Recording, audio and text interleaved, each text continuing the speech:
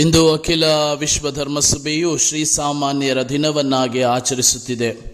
ಪ್ರಸ್ತುತ ಜಗದ್ಗುರು 14ನೇ ಲಿಯೋರವರು 2025ರಲ್ಲಿ ಸಂತ ದೇವಸಖಾಯಂ ಪಿಳ್ಳೆರವರನ್ನು ಭಾರತದ ಶ್ರೀ ಸಾಮಾನ್ಯರ ಪಾಲಕ ಸಂತರೆಂದು ಘೋಷಿಸಿದ್ದಾರೆ. ಇವರು 1712ರಲ್ಲಿ ಹಿಂದೂ ಬ್ರಾಹ್ಮಣ ಕುಟುಂಬದಲ್ಲಿ ಜನಿಸಿದರು. ಅಂದಿನ ಟ್ರಾವೆನ್ಕೋರ್ ಅರಮನೆಯಲ್ಲಿ ಉನ್ನತ ಅಧಿಕಾರಿಯಾಗಿದ್ದ ಇವರು 1745ರಲ್ಲಿ ಕ್ರೈಸ್ತ ಧರ್ಮವನ್ನು ಸ್ವೀಕರಿಸಿದರು. ತಮ್ಮ ವಿಶ್ವಾಸಕ್ಕಾಗಿ 1752ರಲ್ಲಿ ರಕ್ತಸಾಕ್ಷಿಯಾಗಿ ಮಡಿದು ಭಾರತದ ಪ್ರಥಮ ಶ್ರೀ ಸಾಮಾನ್ಯ ಸಂತರಾದರು. ಇಂದಿನ ವಾಚನಗಳು ನಮಗೆ ಪ್ರಭುವಿನಲ್ಲಿ ವಿಶ್ವಾಸವಿಟ್ಟವರು ಜಗತ್ತಿನ ಆಗು ಹೋಗುಗಳಿಗೆ ಅಥವಾ ಎದುರಾಗುವ ಸಾವು ನೋವುಗಳಿಗೆ ಭಯಪಡಬಾರದು ಎಂಬ ಸಂದೇಶವನ್ನು ನೀಡುತ್ತವೆ. ಮನುಷ್ಯನ ದೈನಂದಿನ ಜೀವನದಲ್ಲಿ ಕಷ್ಟ, ದುಃಖ, ಸಾವು ನೋವು, ಸಾಲ, ಸೋಲು ಸಹಜ. ಜಗದ ಪ್ರತಿಯೋರ್ವ ಶ್ರೀ ಸಾಮಾನ್ಯನು ಎದುರಿಸಬೇಕಾದ ಕಟು ಸತ್ಯವಿದು. ಆದರೆ ನಾವು ಎಂದಿಗೂ ದೇವರಲ್ಲಿ ವಿಶ್ವಾಸವನ್ನು ಕಳೆದುಕೊಳ್ಳದೆ ನಂಬಿಕೆಯಿಂದ ಅವರನ್ನು ಹಿಂಬಾಲಿಸುವಾಗ, ಅವರ ಕೃಪೆಗಾಗಿ ಹಾತೊರೆಯುವಾಗ, ಅವರನ್ನೇ ಅವಲಂಬಿಸಿ ಬದುಕುವಾಗ ಖಂಡಿತವಾಗಿಯೂ ದೇವರ ಆಶೀರ್ವಾದಗಳು ನಮಗೆ ಸಿಗಲು ಸಾಧ್ಯ.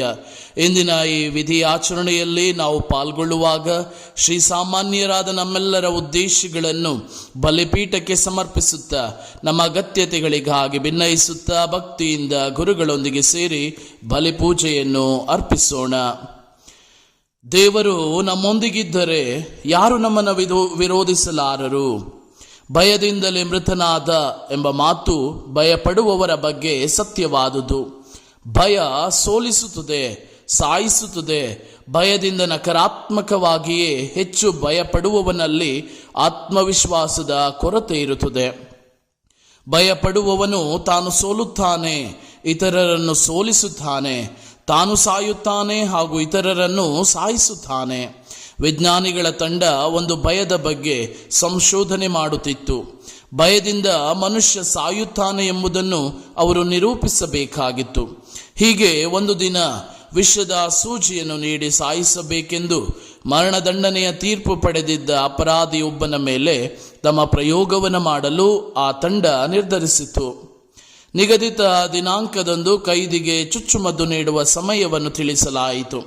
ಆ ಸಮಯ ಬಂದಾಗ ಕೈದಿಯ ಕೈಗಳನ್ನು ಕಟ್ಟಿ ಕಣ್ಣಿಗೆ ಬಟ್ಟೆ ಕಟ್ಟಿದಾಗ ಆ ಕೈದಿ ಭಯದಿಂದ ಆತಂಕದಿಂದ ನಡುಗತೊಡಗಿದ.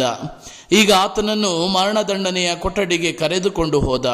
ವಿಜ್ಞಾನಿಗಳ ತಂಡ ಆತನ ಭುಜಕ್ಕೆ ನೀರಿನಿಂದ ತುಂಬಿದ ಸೂಜಿಯನ್ನು ಚುಚ್ಚಲಾಯಿತು. ಕೆಲವೇ ಕ್ಷಣಗಳಲ್ಲಿ ಆ ಕೈದಿ ಮೃತನಾದ. ವಿಜ್ಞಾನಿಗಳ ತಂಡಕ್ಕೆ ಆಘಾತವಾಗಿದ್ದು ಕಾರಣ ಮರಣೋತ್ತರ ಪರೀಕ್ಷೆಯ ಪ್ರಕಾರ ಕೈದಿಯು ಅತ್ಯಂತ ಘೋರ ವಿಷದಿಂದ ಮೃತನಾಗಿದ್ದ ಎಂಬುದಾಗಿತ್ತು. ಭಯ ಆತನ ದೇಹದಲ್ಲಿ ವಿಷವನ್ನು ಉತ್ಪಾದಿಸಿತ್ತು. ಇಂದಿನ 3 ವಾಚನಗಳು ನಾವು ಯಾವುದಕ್ಕೂ ಭಯಪಡಬಾರದು, ದೇವರ ಕೃಪೆಯಿಂದ ಎಲ್ಲವನ್ನ ಎದುರಿಸಬೇಕು, ಜಯಿಸಬೇಕು ಎಂಬ ಸಂದೇಶವನ್ನು ನೀಡುತ್ತಿದೆ. ಇಂದಿನ ಮೊದಲನೆಯ ವಾಚನದಲ್ಲಿ ಜನರು ಕೇಡು ಬಯಸುವುದನ್ನು ಆಲಿಸುತ್ತೇವೆ. ಪ್ರವಾದಿ ಯೆರೆಮೀಯನನ್ನು ಬೈಬಲ್ ವಿದ್ವಾಂಸರು ಅಳುವ ಪ್ರವಾದಿ, ವೀಪಿಂಗ್ ಪ್ರಾಫಿಟ್ ಎಂದು ಕರೆಯುತ್ತಾರೆ. ಕಾರಣ ಹಲವು ಬಾರಿ ಜನರು ಪ್ರವಾದಿಯನ್ನು ಶಪಿಸುವುದನ್ನು ಮತ್ತು ಪ್ರವಾದಿ ಅದನ್ನು ಮನಗಂಡು ದುಃಖಿಸುವುದನ್ನು ಈ ಗ್ರಂಥದಲ್ಲಿ ನಾವು ಕಾಣಬಹುದು. ಆದರೆ ಅಂತಿಮವಾಗಿ ಪ್ರವಾದಿ ಯೆರೆಮೀಯನಿಗೆ ದೇವರಿಂದ ಅಭಯ ಹಸ್ತದ ಜಯ ಸಿಗುತ್ತದೆ. ಕಾರಣ ಇಂದಿನ ವಾಚನದಲ್ಲಿ ನಾವು ಆಲಿಸಿದಂತೆ ಪ್ರವಾದಿ ಯೆರೆಮೀಯ ಯಾವ ಜನರಿಗೂ ಭಯಪಡದೆ ದೇವರಲ್ಲಿ ತನ್ನ ಅಚಲ ವಿಶ್ವಾಸವನ್ನು ಇರಿಸುತ್ತಾನೆ. ಜನರು ಬಯಸಿದ್ದ ಕೇಡು ಪ್ರವಾದಿಗೆ ಯಾವುದೇ ಹಾನಿ ಉಂಟು ಮಾಡದೆ ದೇವರು ಆತನನ್ನು ರಕ್ಷಿಸುವುದನ್ನು ನಾವು ಕಾಣಬಹುದು.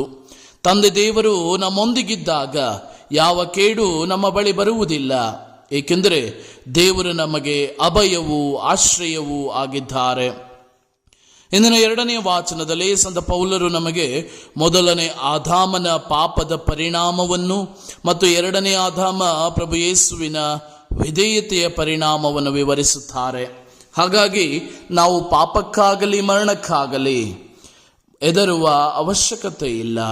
ಪ್ರಭು ಯೇಸುವಿನ ಮೂಲಕ ನಮಗೆ ದೇವರ ಅನುಗ್ರಹ ಲಭಿಸಿದೆ. ಪ್ರಭು ಯೇಸು ವಿಶ್ವಾಸಿಸುವ ಪ್ರತಿಯೊಬ್ಬರೂ ಈ ನಿತ್ಯ ಜೀವಕ್ಕೆ ಭಾಗ್ಯಸ್ಥರಾಗುತ್ತಾರೆ. ಇಂದಿನ ಶುಭ ಸಂದೇಶದಲ್ಲಿ ಪ್ರಭು ಯೇಸು ನಾವು ಅವರಿಗೆ ಸಾಕ್ಷಿಗಳಾಗಲು, ಬಹಿರಂಗವಾಗಿ ನಮ್ಮ ವಿಶ್ವಾಸವನ್ನು ನಿವೇದಿಸಲು ಭಯ, ನಾಚಿಕೆ ಪಡಬಾರದು ಎಂದು ಕರೆ ನೀಡುತ್ತಿದ್ದಾರೆ. ಜನರಿಗೆ ಭಯಪಡಬಾರದು, ಏಕೆಂದರೆ ಅವರಿಗೆ ನಮ್ಮ ಆತ್ಮಕ್ಕೆ ಏನು ಮಾಡಲಾಗದು. ನಾವು ಭಯಪಡಬೇಕಾದುದು ದೇವರಿಗೆ ಮಾತ್ರ, ಏಕೆಂದರೆ ಅವರಿಗೆ ಮಾತ್ರ ನಮ್ಮ ದೇಹಾತ್ಮಗಳ ಮೇಲೂ ಸಂಪೂರ್ಣ ಅಧಿಕಾರವಿದೆ. ನಾವು ಪ್ರಭು ಯೇಸುವಿಗೆ ಸಾಕ್ಷಿಗಳಾದಾಗ, ಅವರಿಗಾಗಿ ಹಿಂಸೆ ಅವಮಾನಗಳನ್ನು ಸಹಿಸಿದಾಗ ದೇವರು ನಮ್ಮ ಆತ್ಮಕ್ಕೆ ನಿತ್ಯ ಜೀವದ ಸಂಭಾವನೆಯನ್ನು ನೀಡುತ್ತಾರೆ. ಜನರಿಗೆ ಹೆದರದೆ ನಾವು ನ್ಯಾಯ, ನೀತಿಯ ಹಾಗೂ ಸತ್ಯದ ಪರ ನಿಂತು ಪ್ರಭು ಯೇಸುವಿಗೆ ಬಹಿರಂಗ ಸಾಕ್ಷಿಗಳಾಗೋಣ.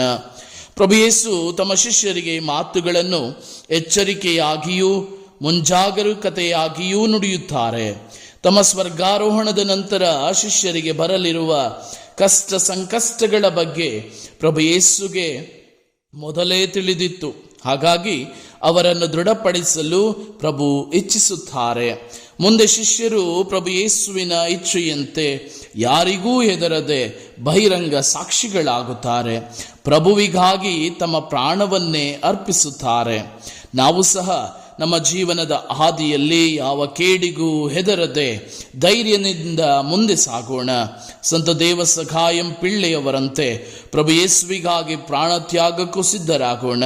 ಪರಮ ಪ್ರಸಾದದಲ್ಲಿ ನಮ್ಮ ಹೃದಯಕ್ಕೆ ಬರಲಿರುವ ಪ್ರಭು ಯೇಸು ನಮ್ಮ ವಿಶ್ವಾಸವನ್ನು ದೃಢಪಡಿಸಿ ನಮಗೆ ಧೈರ್ಯ, ಆತ್ಮಿಕ ಸ್ಥೈರ್ಯವನ್ನು ನೀಡಲಿ ಎಂದು ಈ ದಿವ್ಯ ಬಲಿಪೂಜೆಯಲ್ಲಿ ಪ್ರಾರ್ಥಿಸೋಣ.